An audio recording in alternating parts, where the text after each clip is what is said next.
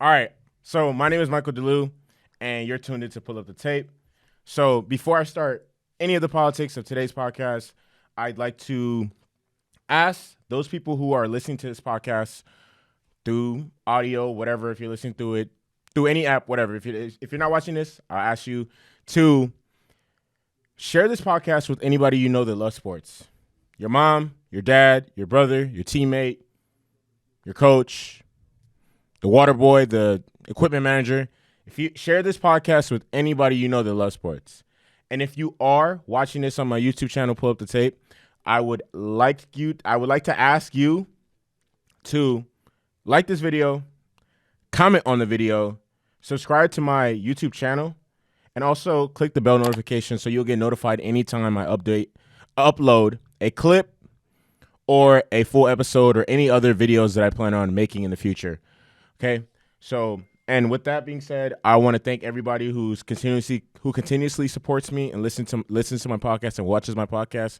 It's not many of you right now. You know, we're gradually growing, and we're gonna get to where I'm gonna get to where I'm trying to go in the future. But you know, I continue to do this because I love it, and because it doesn't matter how much support I get, I'm still gonna continue to do it. I know my worth. I know where I see myself getting to. So, I just want to continuously keep thanking you guys for supporting me. It's not a lot, but I see it. I love it. And yeah, so let's get into the politics of today's episode. So, on what day was that? Tuesday. So Tuesday, my favorite team, bam, right there, Chelsea FC, they played Crystal Palace in the Premier League. And I think Crystal Palace is I think they're like 14 in the table. So, and it was actually as I was recording yesterday's episode. So Chelsea squeaked away with a 3-2 win. They saw goals from Olivier Giroud, Christian Pulisic, and Tammy Abraham to see them through to the win to get 3 points. And now they passed up Leicester City in the table. So now they're third, I believe. Yeah, they're third in the table. And their next game is Saturday. I can't remember who off the top of my head. It might be Sheffield United. Not sure. But it was a really good game, and they almost actually lost the game. I think they're off before I address their atrocious defense. The offense was incredible. The wingers played great. The midfield played great. The defense was terrible, like very bad. I think that's definitely our weakness. Is the biggest weakness of the team. But I don't want to talk too much about Chelsea. But I'm gonna just go through this real quick. So, in like the last minute of the game, Wilfred Zaha dribbled past. I can't even remember who it was. I think it might have been Cesar Azpilicueta or. Yeah, it might have been him or Christensen. No, it wasn't Christensen. I think it was Azpilicueta. So then he crosses the ball to the box, and whoever shot hits the post, comes off the post. There's two players standing on each side. The ball doesn't go to either of those players, and then the ball gets cleared out. Like I kid you not, my heart stopped. When that happened, I was just like, "Oh my god, there goes the 3 points." But and eventually they cleared the ball out, and then we ended up getting the 3 points. Andres Christensen played pretty bad. His mistake led to the second goal, but hey, whatever. I think definitely this summer we need to upgrade on our center backs, or just that back four is atrocious. I wouldn't say atrocious. Reece James played pretty good, but I don't know, center backs, because Rudiger has his days where he's on and off. Same thing with Christensen. Zuma's pretty good. I think he should be back there. We should get him a partner back there. But anyways, the person who I really wanted to talk about was Christian Pulisic. What's that lady on NBC Sports? What is her name? Rebecca Howling or something like. This is how she says his name. Christian Pulisic. That's how she says his name. So Christian Pulisic played. All right, but anyways, it's about time that I give credit where credit is due, and it's time to give him his credit. Okay, so he looks amazing. and honestly, he's in blistering form. He scored another goal against Crystal Palace. And all this is crazy because considering what was happening before the restart happened, before COVID. So before COVID, he hadn't played since January because he picked up an abductor injury. But since coming back from that injury and the whole layoff, he hasn't skipped a beat. And it's crazy to think because, some of the top wingers in the world, and not in the world, some of the top wingers and forwards in Europe are struggling, but he's not. A lot of them are playing sloppy and slow, but, Pulisic, on the other hand, he's just playing lights out. His quickness, his speed, acceleration have been on display since the restart, and he's honestly, torching defenders. He did it to Benjamin Mendy. He did it to I forgot who he scored the goal on against yesterday, but that was a great goal. And to add to that, the elements that I just added to his game that are just on full display in the past 5 games, his light feet and his change of direction are incredible as well, which honestly contributes to why he's such a good player. He has 3 goals in 5 Premier League matches. He drew 2 penalties, which were both converted by Willian. And honestly, he's easily the best player that the Blues have right now since the restart. And Chelsea fans like myself just are starting to love him more and more. I have known who he was for a very long time because he's the best player that the U.S., which is the country I live in, that we have on the national team. But Chelsea fans are just now starting to see him, come into form and really understand why Chelsea paid so much money for him last year from Dortmund. Yeah. And I just one of the and it's hard not to compare him to Eden Hazard because obviously he's seen as the heir apparent and a replacement to him. But he has a lot of he has a lot of similarity. Me personally, I don't even like talking about Hazard. Unlike Chelsea FC Instagram, I've accepted that Eden Hazard is gone. Chelsea FC's Instagram, on the other hand, they tag him in posts as if he still plays for our club. He doesn't though. But you wouldn't know that if you followed Chelsea FC on Instagram. But anyways, every time he gets the ball, he's always moving forward and trying to score goals. Simply put, he's always attacking the defenders. He never gives them a break. He's just a complete player. He picks the right passes. He's a scoring threat, an assist threat, and honestly, he's grown so much since the player that we saw come on at our first game of the season at Old Trafford when we lost. Was it 4-0 or 5-0? I'm not exactly sure which one it was, but who cares? He's just grown. He's grown tremendously, and I can't wait to. And he's only 21. 21. He's only 21. So there's obviously so much more growth, so much more improvement for him to come in the future. And I'm really excited that he's signed to our team. I'm really, really happy that he signed to our team. So it's definitely about time that we give him his props. Captain America is what, the NBC crew calls him. NBC Sports crew calls him. It's crazy to say that I knew he was going to be good, but I didn't think he would it's honestly refreshing and surprising. It's not refreshing, but it's just good to see him just blossoming into an amazing player.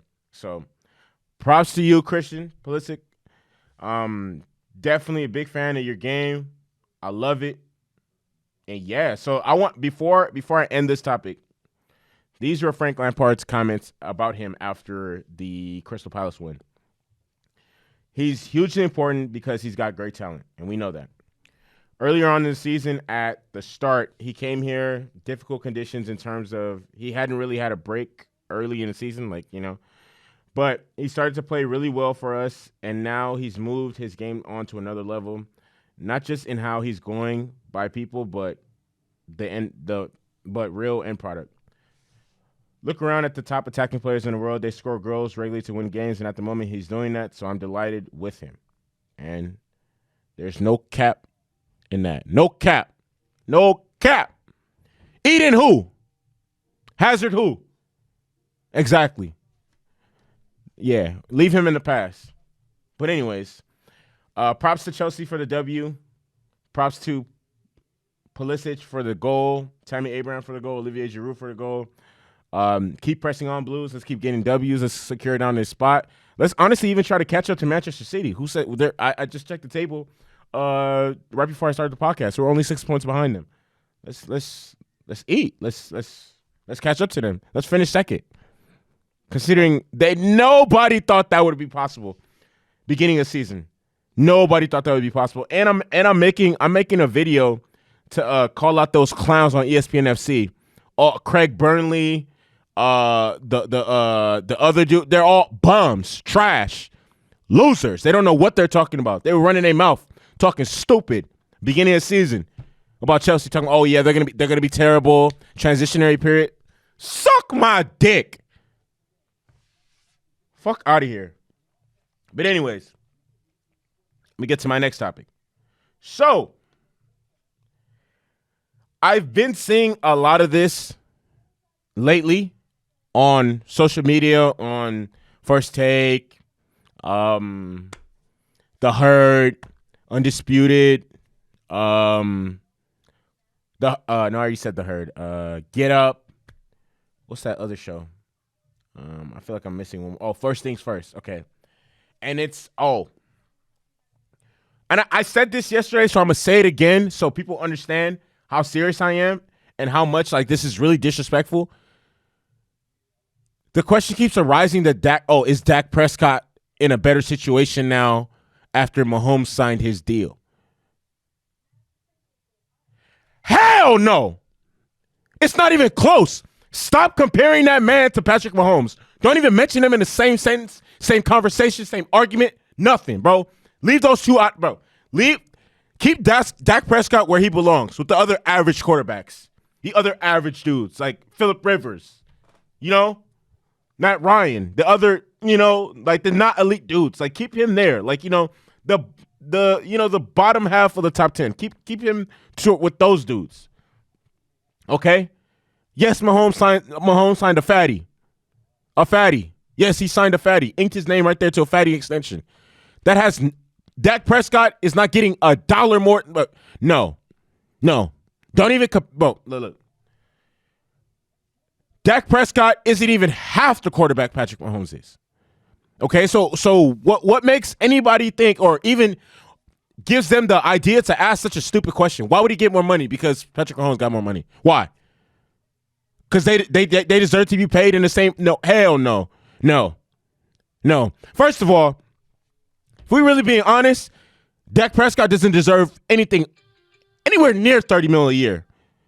He doesn't even deserve that. So to think that he's even like you, I don't know who produced these shows or who's like reading these scripts off or who signs off on the topics that's being discussed. But no, stop it. No. Keep Dak Prescott where he belongs with the other average quarterbacks. Mahomes is the GOAT. If Mahomes wanted $600 million, give him $600 million.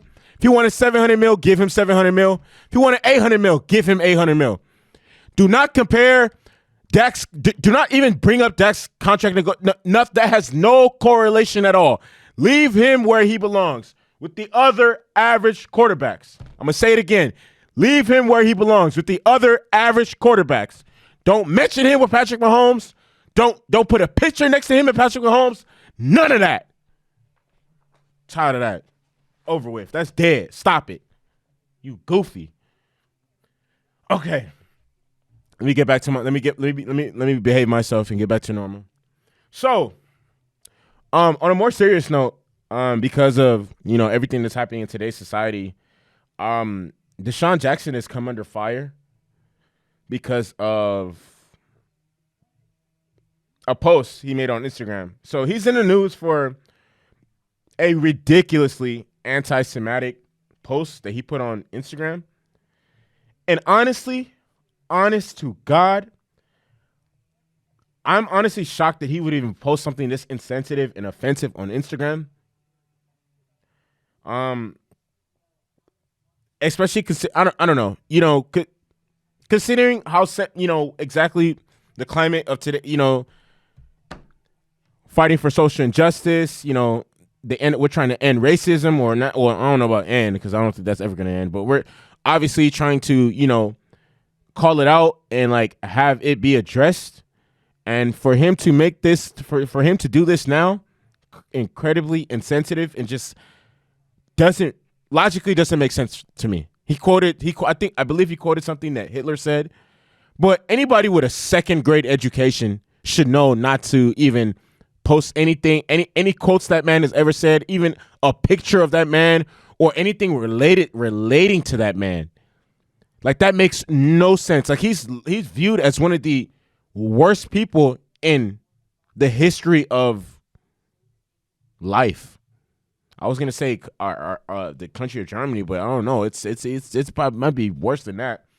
So for anybody to quote anything or to associate themselves with anything he's ever done or said, or that just makes no sense to me. And DeSean Jackson went to one of the most prestigious schools in California, Cal, and like I said, it doesn't even take that. I said somebody with a second grade education would know not to do something like that. Well, should know not to do something like that. Now the question is, and he's honestly offended a lot of people with that post, but the question now is, what exactly are the Eagles going to do? So, but I want to bring something up. Riley Cooper was caught on camera in, I'm not sure if it was 2013 or 2014, but I know Chip Kelly was the coach at the time. He was at a concert and he was using the N-word. Not what I call me and the homies, but the one with the ER. So he was caught on camera saying that. And surprisingly, the Eagles didn't cut him. They didn't cut him. And Mike Vick was actually an advocate for Riley Cooper, while a lot of the other dudes on the roster was just like, nah, get him out of here. Like LaShawn McCoy was like, get him out of here. But eventually he didn't get cut, but he saw out the length of his contract. But after that, he never got a job again in the NFL. Which, makes me wonder, okay, what exactly is gonna happen right now with DeSean Jackson? And unfortunately for DeSean, at this point in his career, he's 33 years old. And he's low-key on the decline. So he definitely isn't worth, like, the trouble that he just caused with this whole post, whatever. Especially considering, he was so minute in the bigger in terms of the Philly offense last year. So when great players mess up, you work with them. When lesser players mess up, you make an example out of them and cut them or fine them or suspend them in most cases. So, but me personally, I'm going to honestly say I don't tolerate any sort of racism at all whatsoever. Not small, not big, not medium, not large. Even the slightest bit of I don't tolerate it because I know the things that I've experienced in this country since I've been here. I know what I experienced while living in Arizona for 2.5 years from 2016 to July of 2018, from January of 2016 to July of 2018. I know exactly what I experienced, and I wouldn't wish some of that on anybody. So I don't tolerate any sort of racism at all. And I honestly, firmly believe that DeSean Jackson should be punished. Maybe like 2-3 game suspension, 4 game, no pay. I think that's adequate. I don't know about him getting cut. It might be too extreme. Because, I personally don't think he's racist. Same way I don't think Drew Brees is a racist. But, hey.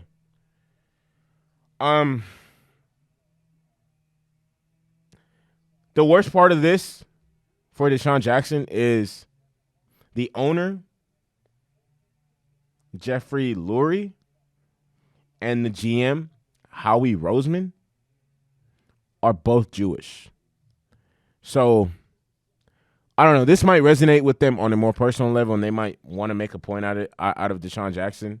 The Eagles did release a statement about the whole thing, which I don't have in front of me. I can't read it because I don't have it in front of me. But yeah, I don't know. I don't know how this is gonna play out. But I will keep you guys updated as I find out more updates when it comes to this stuff. Yeah, so definitely really disappointed that something like this even happened. So,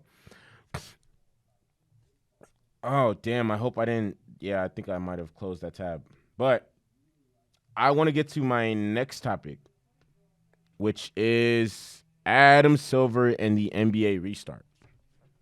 Okay, so in a virtual interview with Fortune Brainstorm Health, Silver said the NBA expects more positive coronavirus cases to pop up as teams arrive to the NBA campus at Walt Disney Resort this week. But once teams arrive, all personnel will be tested and must quarantine for at least 2 days. Those are his exact words. And then he also said we won't be surprised when they first come down to Orlando if we have to do some additional player tests. What would be most concerning is once players enter this campus and they go through our quarantine period, then if they were to test positive or if they were to have any positive tests, we would know we have an issue. And then one of the last and most important things he said was any significant amount of positive cases inside the protective campus could result in a second shutdown of the NBA season. And all of this is very crazy to think, considering the obvious. Okay, we've had a good amount of players already opt out of the bubble, which include Victor Oladipo, Gordon Hayward, Avery Bradley, Bojan Bogdanovic, Spencer Dinwiddie. Well, Kyrie opted out, not because he has COVID, but he just opted out. LaMarcus Aldridge. I don't know who that guy is. Kelly Oubre, DeAndre Jordan, Garrett Temple, Trevor Ariza, Willie Cauley-Stein, Wilson Chandler, Courtney Lee, and Thabo Sefolosha, Nick Claxton. Yeah. I don't know. I'm really hoping for the best in this situation, but also have to anticipate the worst. And I'm happy that Adam Silver said the things he said, which just shows me and reiterates to me that he's a extremely competent. What is his role again? I apologize. Extremely competent commissioner. It's like, I mean, I feel like the NBA is handling everything the right way, and as soon as everybody arrives, they're getting them tested, and then as soon as they get tested and they test positive, they're quarantining them for 2 days. That's smart. That's the way to go. And just to know and hear that, you know, if any of these players after they get tested positive and are quarantined get the virus, there's a serious issue, because how did they get it? Who did they get it from? Where did they get it? How, who, where? And then if something like that were to happen, definitely we know that the season could be in jeopardy, because at that point, if there's anybody if any player catches it after they test positive, then there's a serious problem. If any player gets it after they test negative upon entering the bubble and they get it and they test positive after arriving, oh yeah, there's an issue. There's a big issue. And then that means everybody is now, you know, at risk of catching this. And then, like you said, if too many people catch it while they're in this safe haven / bubble, it's wraps for the season. So I'm hoping for the best, and I'm hoping for a conclusion to the season, but I don't know. It's looking a little odd right now. You know, some teams are missing key, valuable players, and I don't know. It's really disheartening that this is happening. But hey, I'm hoping for the best, preparing myself for the worst. The worst being the Clippers win the championship. But anyways, I Once again, I'll continue to keep you guys updated as I find out more facts and any headlines continue to make the news and stuff like that. So my last topic before I conclude today's podcast is boom. So ESPN released its 2020 rankings for the top quarterbacks going into next season. And there was a lot of politic about this earlier in the week. So this is how the ranking goes. The rankings are as follows. So this ranking is for the upcoming season. So number 1 quarterback, to no surprise, Patrick Mahomes. Number 2 quarterback, to no surprise, Russell Wilson. Number 3, to no surprise, Aaron Rodgers. Number 4 is where I have the issue. Deshaun Watson. 1, I don't think Deshaun Watson is better than Drew Brees. I don't think Deshaun Watson is better than Lamar Jackson. I don't think Deshaun Watson is better than Tom Brady. These are all quarterbacks he's ranked ahead of. But the question that was tossed around and debated on First Take, as well as the other ESPN outlets like ESPN shows like Get Out, was should Lamar Jackson be ahead of Aaron Rodgers? And I am here to firmly say yes, hell yes. I'm not going to say it's not even close, but Lamar Jackson is not a better quarterback than Aaron Rodgers. Even though Aaron Rodgers is, 35, about to be 36? Or 36, about to be 37? I know he's 10 years older than me. Yes, Aaron Rodgers is a better quarterback than him. Lamar Jackson is a better athlete than him. And I think the individuals who are arguing for Lamar Jackson are suffering from recency bias. Recency bias. I'm sorry, I said biasy. That sounds stupid. Recency bias. Lamar Jackson is not there yet. Okay? Lamar Jackson, by not there yet, I mean, as a passer, he's still not really there yet. In the playoff games that we have seen him play, he struggled. When his team has needed him the most, he wasn't at his best. You know, against the Titans, he didn't play his best. Which what I will argue is his receivers did let him down. His receivers let him down for sure.